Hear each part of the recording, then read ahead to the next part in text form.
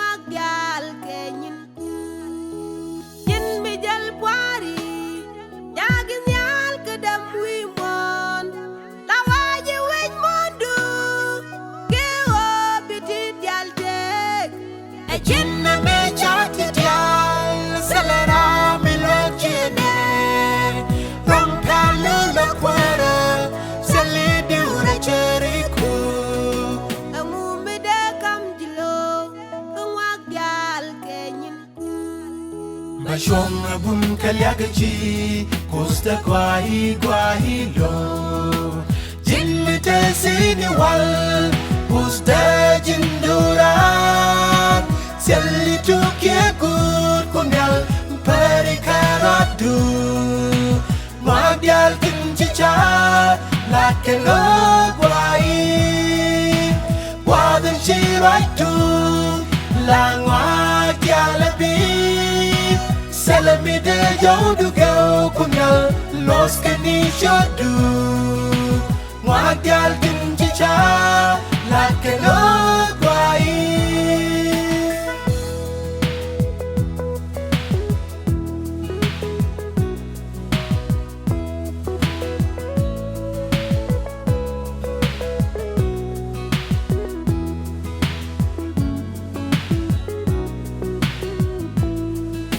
Selli tukye good Ejin tuka ejin pe Jilabi joka nyam Ejin chwe ke ejin sham Jelly wing mon kunyal Jeng nyal jin tigwan dial Jin alba humega Tali diurelan niku Emu mide kam jilo Kangwak dial kenyin ku Selli tukye good Ejin tuka ejin pe Jilabi joka nyam Ejin chwe ke ejin sham Jelly wing mon kunyal Jeng nyal jin tigwan dial Jin alba humega Selli diurelan niku ngu mi de kam jilo kangwak dial ke nyin ku ba shong bum kalyagachi